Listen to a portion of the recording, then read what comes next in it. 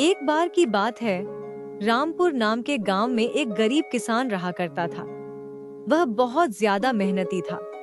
वह दिन रात अपने खेत में काम किया करता था, लेकिन तेज बारिश की वजह से उसकी पूरी फसल बर्बाद हो गई थी। एक दिन वह शाम को अपने घर जाता है, तभी उसकी बेटी सोनिया पूछती है, पिताजी, क्या आज अपनी पूरी फसल बर्बाद हो गई? तो कैसे हम अपना जीवन यापन करेंगे और कैसे यह अपने घर की छत ठीक हो पाएगी?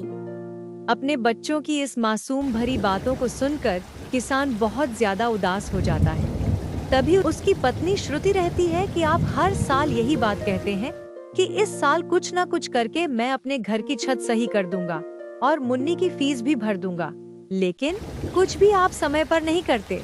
तभी वह किस कहता है कि तुम चिंता नहीं लो, मैं कुछ भी करके इस बार मुन्नी की फीस तो जरूर से भर दूंगा, क्योंकि मैं नहीं चाहता कि मुन्नी भी हमारी तरह अपना जीवन यापन करे।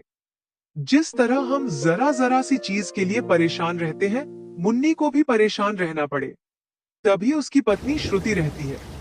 यह तो आप हमेशा कहते हैं, पता नहीं कब मिलने की फीस भर पाएगी और कब वह स्कूल जा पाएगी।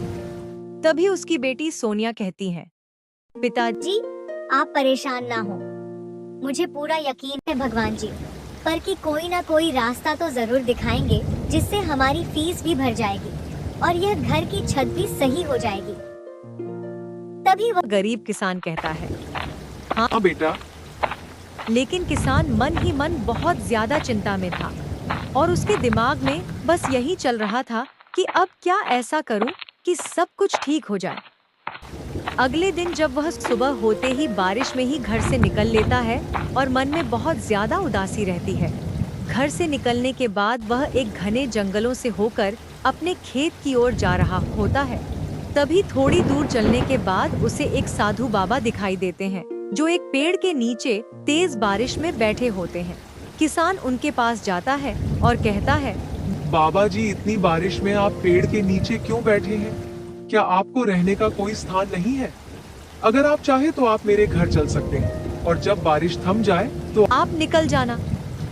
तभी साधु बाबा बोलते हैं, नहीं बेटा, मेरे पास रहने का कोई भी ठिकाना नहीं है। मैं ऐसे ही हर रोज सुबह ईश्वर की तलाश में निकाल लेता हूँ और प्रेम भक्ति से भजन कीर्तन करते हुए कहीं पर भी निवास कर लेता हूँ और ईश्वर में ध्यान लगाता हूँ। तब किसान कहता है, ठीक है बाबा जी, लेकिन आप चाहे तो आप मेरे घर चल सकते हैं।